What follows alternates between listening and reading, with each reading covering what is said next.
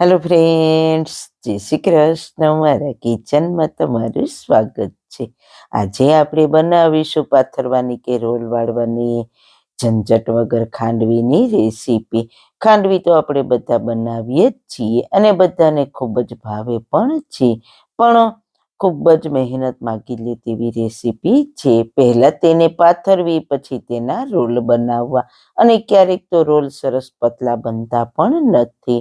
તો આજે હું એકદમ નવી જ રીતે ખાંડવીના ટેસ્ટને બેસ્ટ બનાવીને ખાંડવી નૂડલ્સ બનાવીશ. તો ચલો મારી સાથે સ્ટાર્ટ કરીએ એક આવી નવી જ રેસીપી સ્ટાર્ટ કર્યા પહેલાં જો તમને મારી રેસીપી ગમતી હોય ને હજુ સુધી ચેનલને સબસ્ક્રાઈબ ના કરી હોય તો પ્લીઝ સબસ્ક્રાઈબ કરજો અને બાજુમાં આપેલ બેલ આઇકન પ્રેસ કરજો, એટલે નવી નવી રેસીપીના નોટિફિકેશન મળતા રહે. સૌથી પહેલાં સુપર ટેસ્ટી રેસીપી બનાવવા માટે આપણે 1 કપ ચણાનો લોટ લઈશું. તમે ચણાનો લોટ દાળ દળીને ઘરે બનાવો તે પણ લઈ શકો અને તૈયાર પેકેટનો પણ લઈ શકો. તો મેં ઘરનો દાળ દળાવીને જ લીધો છે. હવે લઈશું મિક્સર જાર, તેમાં ચણાના લોટને ઉમેરી દઈએ. સાથે ખાંડવી નૂડલ્સને ચટપટી તીખી બનાવવા માટે 2 મરચાંના ટુકડા અને 1 ઇંચ આદુના ટુકડાને છાલ ઉતારીને લીધા છે, તે ઉમેરી દઈએ. મરચાં તમે તમારા તીખાશના ટેસ્ટ પ્રમાણે પ્લસ માઇનસ કરી શકો છો. સાથે 1/4 ટીસ્પૂન હિંગ, 1/4 ટીસ્પૂન હળદર પાવડર, સ્વાદ અનુસાર મીઠું ઉમેરીને સાથે આપણે 1 કપ ખાટી છાશ ઉમેરીશું. છાશની જગ્યાએ તમે અડધા કપ દહીંનો પણ ઉપયોગ કરી શકો છો. ખાટી છાશ આપણે 2.5 કપ લેવાની છે, પણ પહેલાં આપણે 1 કપ ઉમેરીને બેટર બનાવી લઈએ. બાકીની પછી ઉમેરીશું. હવે બધી જ સામગ્રીને ક્રશ કરી લઈએ. તમે જોઈ શકો છો બધું જ સારી રીતના ક્રશ થઈ ગયું છે. હવે આપણે બાકીની છાશ ઉમેરીશું. તો ટોટલ મેં 2.5 કપ છાશ ઉમેરી છે. જો તમારી પાસે ખાટી છાશ ના હોય તો તમે પાણી અને લીંબુના રસનો ઉપયોગ કરીને પણ આ રેસીપી બનાવી શકો છો. ફરી આપણે એકવાર ક્રશ કરી લઈએ એટલે બધું સારી રીતના મિક્સ થઈ જાય.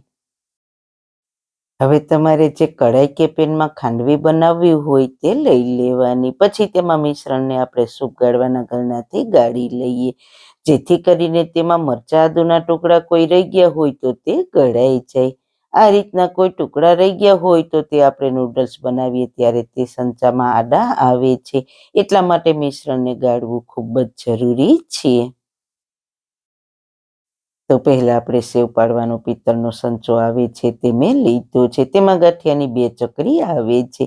તો તેમાંથી આ જે નાના હોલ્સવાળી ચકરી આવે છે તે લઈશું. તમે આ મોટા હોલ્સવાળી ગાંઠિયાની ચકરી આવે છે તે પણ લઈ શકો છો. હવે તેને તેલથી સારી રીતના ગ્રીસ કરી લઈએ. આ રીતના તેલથી ગ્રીસ કરીને સંચાને તૈયાર રાખવાનો છે, એટલે ખાંડવીના બેટરને વચ્ચે રેસ્ટ આપવો ના પડે અને બેટર કઠણ પણ ના થાય. હવે આપણે ગેસ પર બેટરની પેનને ચડાવીશું અને તેને સતત હલાવતા રહીશું. આ રીતના સતત હલાવતા રહેવાનું છે અને પકાવવાનું છે. આ બેટરને પકાવવા તમે ગેસની ફ્લેમ શરૂઆતમાં હાઈ ટુ મીડિયમ રાખી શકો છો. અને બેટરને ચમચાથી સતત હલાવવું ખૂબ જ જરૂરી છે.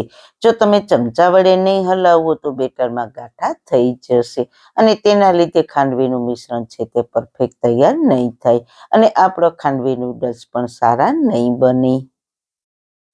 જો તમે ગેસને હાઈ ટુ મીડિયમ ફ્લેમ પર પકાવતા હો ત્યારે લોટ આ રીતના થોડો થોડો ઘટ થવા લાગે ત્યારે તમારે ખાસ ગેસની ફ્લેમ મીડિયમ ટુ લો કરી દેવાની છે અને તેને ચમચા વડે સતત હલાવતા હલાવતા પકાવવું, જેથી કરીને બેટરમાં લોટના ગાંઠા ના થાય.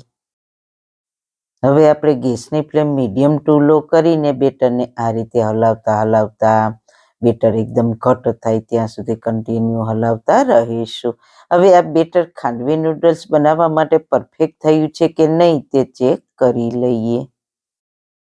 તો તેના માટે એક પ્લેટ લઈશું અને બેટરને પ્લેટમાં પાથરીને થોડી વાર ઠંડુ થવા દઈશું. આ બેટર ઠંડુ થયા પછી જો તે પ્લેટની સાઈડ છોડી દઈએ તો આ બેટર ખાંડવી નૂડલ્સનું તૈયાર છે. પણ હાથ પર ચીપકે તો હજુ આપણું બેટર ખાંડવી નૂડલ્સ બનાવવા તૈયાર નથી. તો મારું બેટર હજુ તૈયાર નથી, તો હજુ થોડી વાર સતત હલાવતા રહીશું. બેટર આ રીતના ઘટ થઈ જાય એટલે ગેસની ફ્લેમ સ્લો કરી દેવાની અને સ્લો ફ્લેમ પર સતત હલાવતા રહેવાનું.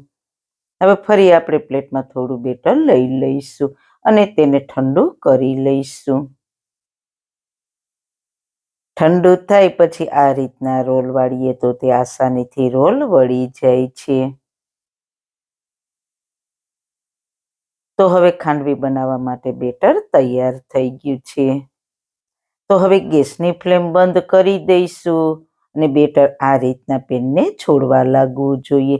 તેનો મતલબ કે આ બેટર ખાંડવી બનાવવા માટે પરફેક્ટ છે. હવે ગેસની ફ્લેમ બંધ કરીને પેનને નીચે ઉતારીને બેટરને સતત હલાવતા રહીશું અને બેટરને 3 થી 4 મિનિટ ઠંડુ કરી લઈએ. આ બેટર ઠંડુ થતું હોય ત્યારે પણ તેને ચમચા વડે સતત હલાવવું ખૂબ જ જરૂરી છે. જો તમે બેટરને નીચે ઉતારીને ચમચાથી નહીં હલાવો તો ઉપરનું જે બેટર હોય તે જામવા માંડશે, એટલે નૂડલ્સ પણ સારા નહીં બને. એટલે સતત હલાવીને ઠંડુ કરી લેવાનું છે. તો 3 મિનિટ હલાવીને મેં આ રીતના ઠંડુ કરી લીધું છે અને તેની થિકનેસ પણ આવી ગઈ છે. હવે આપણે સંચાને તેલથી ગ્રીસ કરીને તૈયાર કર્યો છે તેમાં ભરી લઈશું. બેટર હાથથી ટચ કરી શકાય તેવું ઠંડુ થઈ ગયું છે. સંચો પૂરો ભરાઈ જાય એટલે તેને બંધ કરી દઈશું.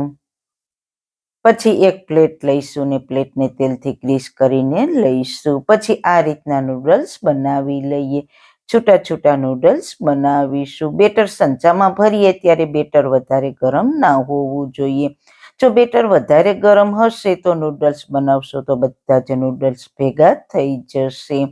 જો બેટર થોડું ઠંડુ હશે ને તો નૂડલ્સ તમે ખાશો તો તેની જાતે છૂટા છૂટા થઈ જશે. તો આ જ રીતના બધા જ બેટરમાંથી નૂડલ્સ આ રીતના બનાવી લઈશું.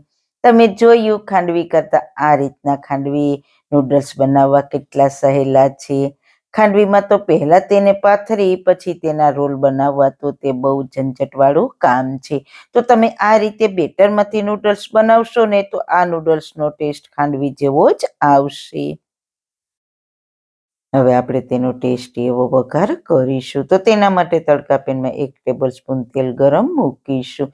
તેલ ગરમ થાય એટલે 1 ચમચી રાઈ ફૂટે એટલે લીલા મરચાના ટુકડા, થોડા મીઠા લીમડાના પાન સાથે થોડા સફેદ તલ અને થોડી હિંગ ઉમેરીશું અને મિક્સ કરીને આ ટેસ્ટી વઘારને ખાંડવી નૂડલ્સ ઉપર રેડી દઈએ એટલે તે ખાંડવીમાં નીચે સુધી વઘાર પહોંચી જશે.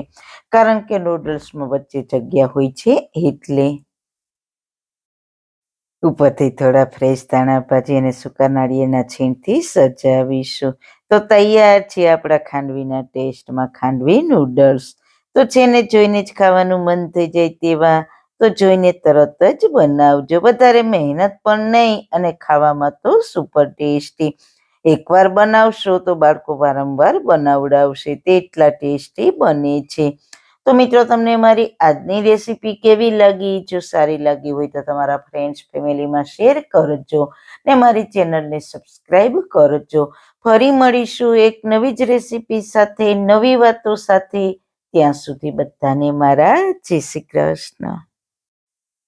વાળના તમામ પ્રકારના પ્રશ્નો સોલ્વ કરતું 42 જડીબુટ્ટીઓથી બનાવેલું ઔષધિ તેલ, જે અમે લોકો જાતે જ ઘરે તૈયાર કરીએ છીએ, કોઈ પણ કેમિકલ્સના ઉપયોગ વગર, બિલકુલ નેચરલ છે. 42 જડીબુટ્ટીઓ ભેગી કરીને લોખંડની કડાઈમાં ઔષધિ તેલ તૈયાર કરવામાં આવે છે.